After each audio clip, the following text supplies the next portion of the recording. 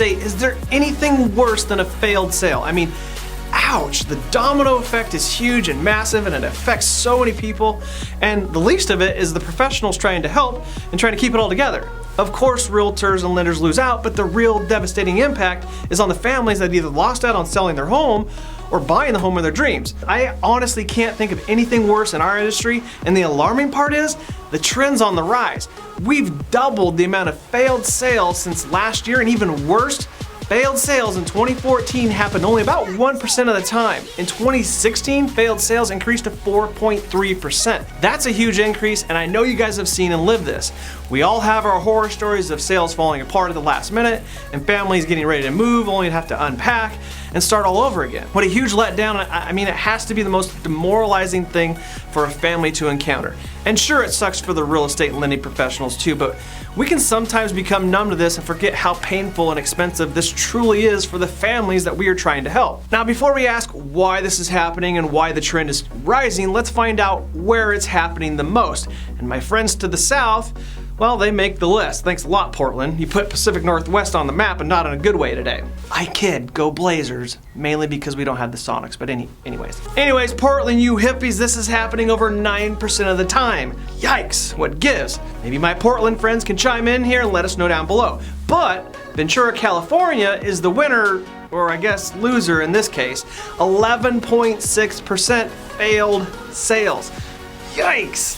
Dang, if you guys look at the map here, it looks like the West Coast is kind of the issue here. Maybe we just need to get our shizz together. Sheesh. Madison, Wisconsin has it figured out though. Their failed sales are basically non-existent, only 0.1%. Good on you, Wisconsin. Why do you guys think this is happening so frequently and on the rise? I mean, we all know the usual suspects: failed financing, low appraisals, failed inspections, and so on. Do you guys think there's something else going on here? I mean, those factors have always been in play. Why the increase now? Are the buyers just more challenging nowadays? Maybe, but I don't know if that's it though. I mean, this doesn't seem to affect new construction homes. New construction homes fail only about 2% of the time when the norm is much higher at 4.6%. Oddly enough, the graph, thanks to Trulius, shows that homes built in the 70s fail at a much higher rate than both new and older homes. That's a head scratcher. Homes built in the early 1900s are doing great. Again, kind of a head scratcher. Well then, maybe it's just the first-time home buyers. They do make up over a third of the failed sales back in 2016, but that would then point to failed financing versus inspections or appraisals. Maybe it's just location. I mean, California did have several culprits on the map. I mean, we all know they know how to party, but do they know how to close a deal? Kidding, Cali friends. Again, I know you guys have seen this happen time and time again, and I'm sure you've noticed the frequency rate is increasing. What do you guys think it is? I think it's kind of a combination of a few things. One, lending, as we all know, got much tougher post the recession, and that has a large part to do with TRID and over-regulation. I mean, that kind of seems to be driving their insanity bus. And two, appraisals in that industry has been a well-known and well-documented mess. Quality, turn times, and low appraisals have diminished. Cue the upset appraiser down below.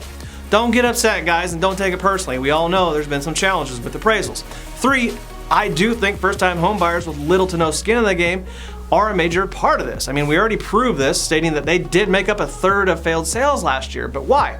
It's because they're typically qualifying by the skin of their teeth and their margin for error is razor thin. Anything changes and the deal blows up. I mean, credit score changes, income varies slightly and it blows your debt to income ratio. Your down payment assistance program doesn't work. Gift doesn't come in from the parents. Unsourced deposits get pulled from your client's assets and now they don't have enough money for a down payment, and the list goes on. I think it's a combination of those three things, but what do you guys think? What are the other factors that we didn't have time to discuss? And most importantly, how can we turn this thing around? Let us know down below and we'll see you guys next week.